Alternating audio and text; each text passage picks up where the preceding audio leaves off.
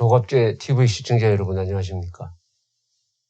이명박 전 대통령에 대한 이제 수사가 끝나고 검찰이 구속영장을 청구하느냐 마느냐가 지금 관심사가 되고 있습니다.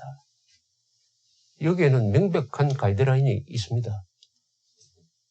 무죄 추정의 원칙, 불구속 수사의 원칙이 있습니다. 그러나 달아날 위험이 있다든지 주거가 부정하면은 구속할 수가 있습니다. 여기에 이명박 전 대통령이 해당되지 않습니다. 불구속 재판이 대원칙입니다. 만약 이번에도 불구속 재판의 원칙이 지켜지지 않으면은 그래하여 구속영장이 발부된다면은 우리나라 검사, 판사가 지금 수사하고 재판하는 것은 이것은 정치재판으로 규정해도 틀리지 않을 것이라고 생각을 합니다. 박근혜 전 대통령 구속재판 문제 많습니다. 또 구속기한을 6개월 더 연장한 구속재판 문제 많습니다. 또 전직 대통령 한 사람을 그런 식으로 법의 대원칙을 어겨가면서까지 재판한다면은 이것은 정치재판, 속된 말로는 인민재판, 혁명재판이 되는 것입니다. 여기에 관련된 검사, 판사들의 신중한 법치 정신을 요망합니다. 검사, 판사 공무원입니다. 검사, 판사 공무원입니다. 검사, 판사 공무원에 대해서는 어떤 지침으로 행동을 해야 되느냐는 게 헌법 7조에 명시되어 있습니다. 공무원은 국민 전체에 대한 봉사자로서 국민의 책임을 지며 정치적 중립은 보장된다. 이렇게 되어 있습니다. 공무원은 대통령에 대한 봉사자이며 이렇게 적혀 있지 않습니다. 국민 전체에 대한 봉사자라고 했습니다. 이 말은 헌법을 지켜야 된다는 뜻하고 같습니다. 주권자가 국민입니다. 그러니까 국민의 일부를 위한 봉사자가 되어서는 안 된다. 정권 잡은 사람을 위한 봉사자가 되어서는 안 된다. 그럴 가능성을 미리 차단하기 위해서 두 가지를 명시를 했습니다. 국민 전체에 대한 봉사자, 그리고 정치적 중립이다. 여기서 정치적 중립은 뭐냐? 주로 권력의, 정권의 영향을 받아서는 안 된다는 그런 뜻입니다. 정치적 중립, 공무원한테 가해지는 압박은 뭐 야당의 압박도 있겠지만 기본적으로는 집권 세력으로부터의 압박이 우려됩니다. 그래서 정치적 중립을 이렇게 이중으로 강조하고 있습니다. 국민 전체에 대한 봉사를 해야 된다. 즉 정권에 대한 봉사하면 안 된다. 그리고 정치적으로 중립해야 된다.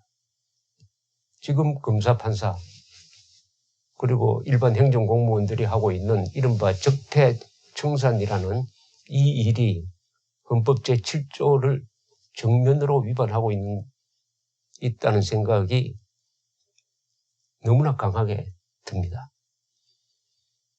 이 전직 대통령을 구속하려면은 이게 상식입니다. 뭐냐? 그 사람이 대통령 직무를 수행함에 있어서 헌법을 위반한 것, 중대한 위반을 한 경우에는 전직 대통령이라도 수사해야 합니다. 그리고 때에 따라서 구속 수사를 해야 됩니다. 어떤 경우냐? 국가를 반역한 경우입니다. 주로 국가보안법 위반 혐의가 되든지 여적죄에 해당되든지 내란 외환의 죄에 해당될 때는 그것은 너무나 중대한 사안이므로 즉 반역죄니까 그 경우에는 구속수사가 맞다고 생각합니다. 자기가 대통령으로 있을 때의 범죄, 그러나 지금 이명박 대통령한테 적용되는 것은 대통령 직무 수행과는 아무 관계가 없습니다. 대통령이 되기 전의 일이 상당히 원인형이라 보면은 그게 주로 많습니다. 그렇다면 왜 구속 수사를 해야 됩니까? 구속해서는 안 됩니다.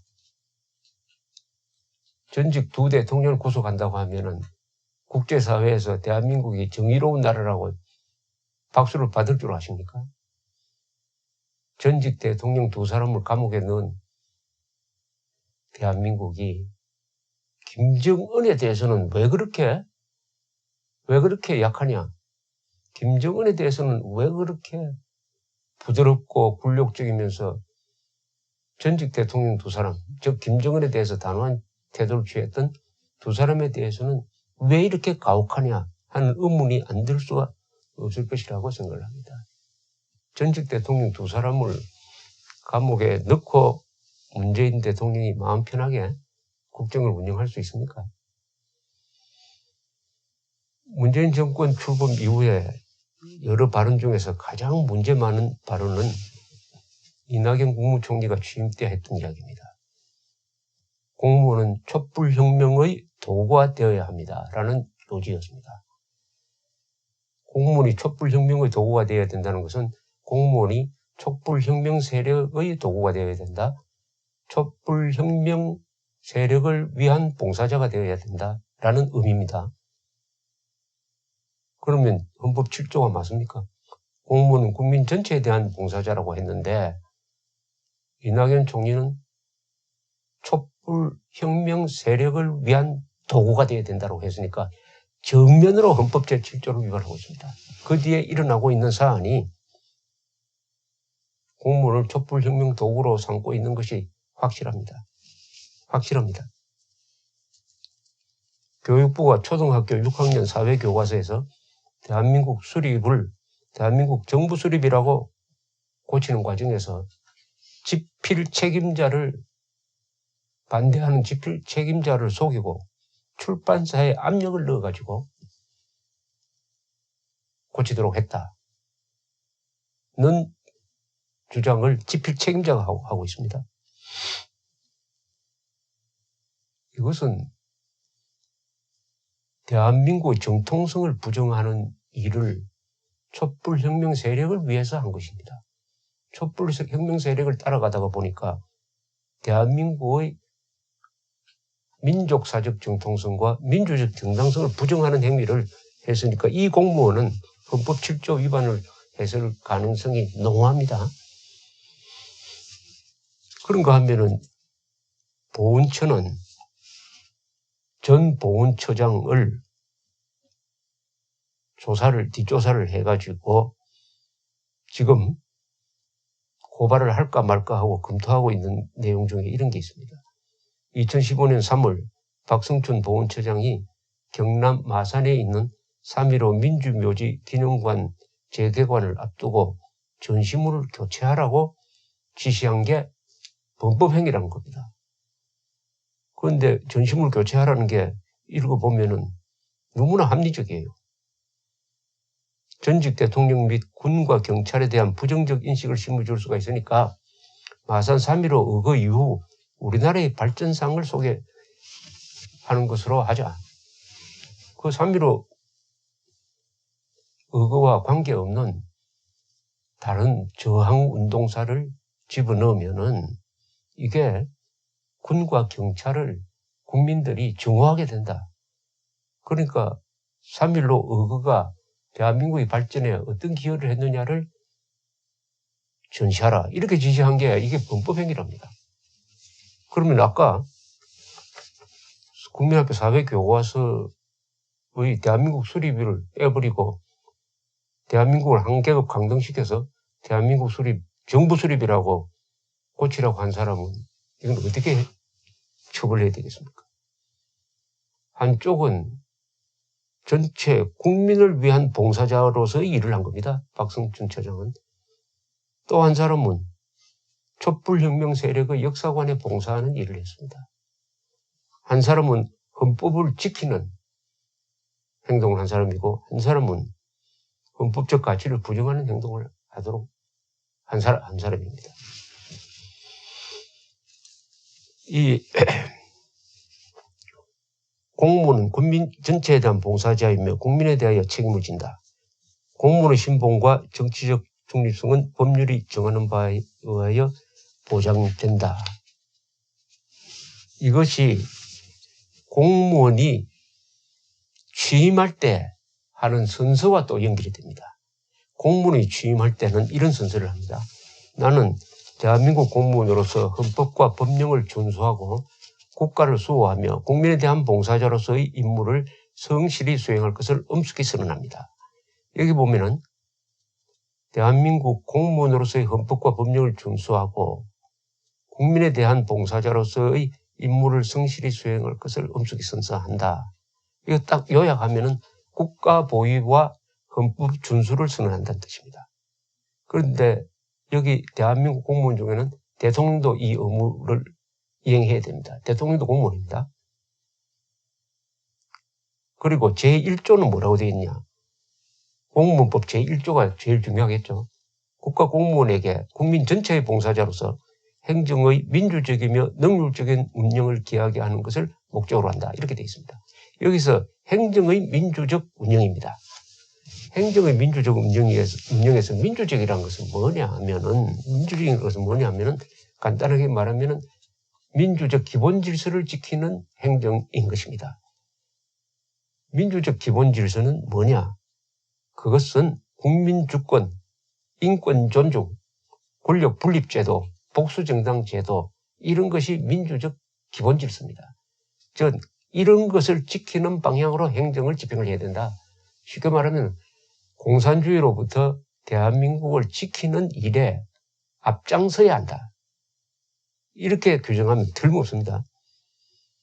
그러니까 이 우리나라 헌법에 들어있는 공무원의 의무에 대한 규정, 첫째, 대통령에 대한 책무, 국가보위, 헌법준수, 영토보전, 국가의 계속성, 국가의 독립유지, 이거 플러스 국가공무원법 제1조, 그리고 헌법 제7조, 이런 걸 다 합치면은 대한민국 헌법은 우리 공무원들한테 제일 중요한 것이 대한민국을 공산주의자들로부터 지켜내는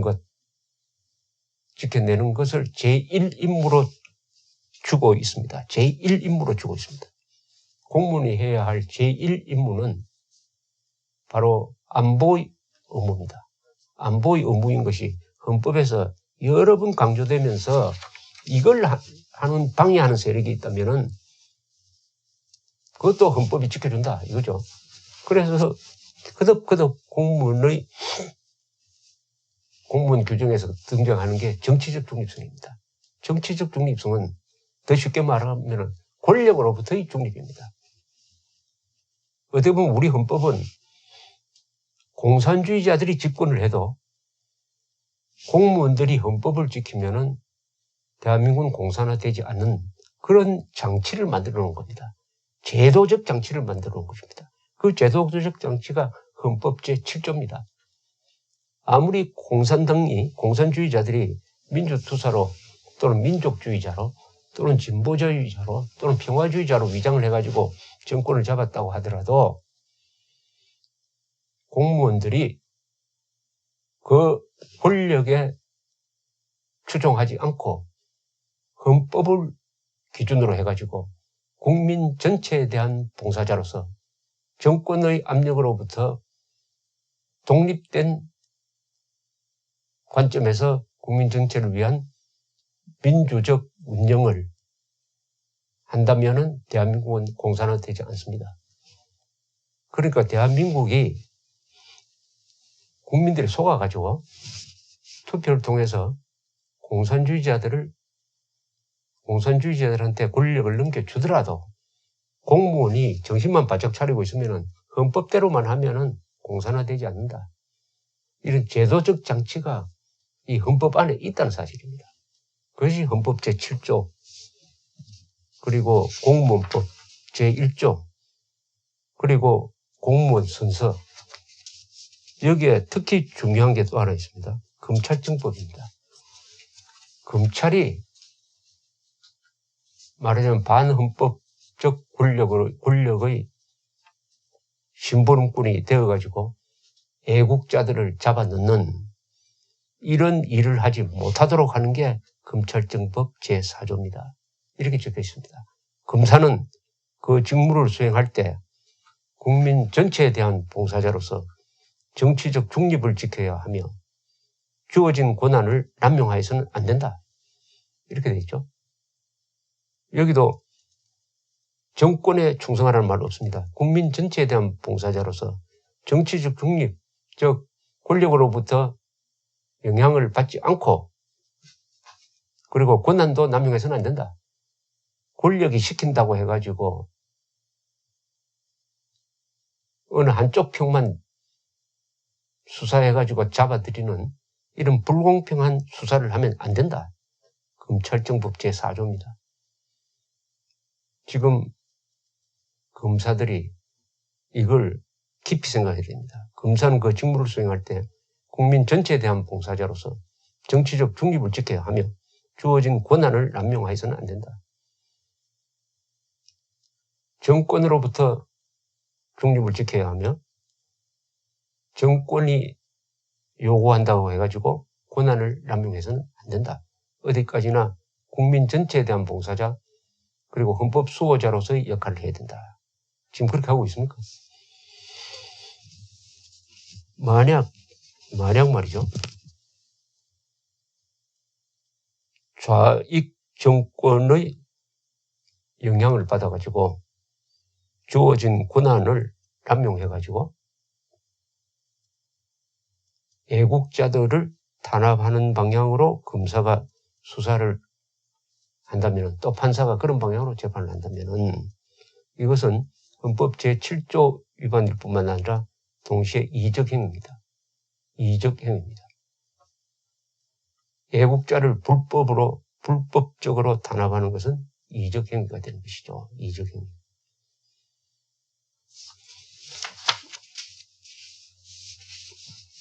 다시 이야기를 돌려서 이명박 대통령, 박근혜 대통령, 김관진 전 국방장관, 원세훈 전 국정원장, 남재준 전 국정원장, 이병기 전 국정원장,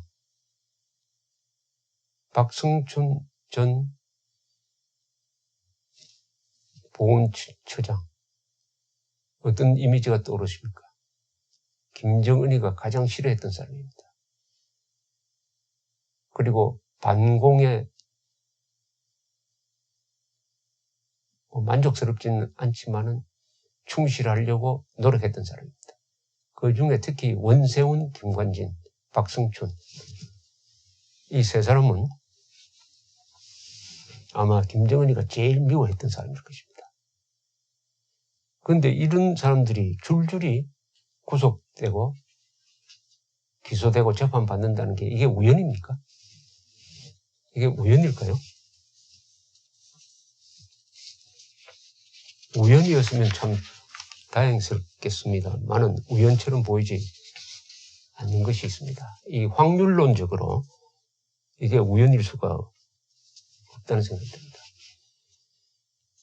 지금 이 순간 공직자에 있는 분들, 공직자는 국민 세금으로 국민 전체를 위한 봉사를 해야 될 의무를 진 분들은 다시 한번 헌법 제7조를 찾아서 읽어보시기 바랍니다. 그리고 국가공무원법 제1조를 한번 다시 읽어보시기 바랍니다.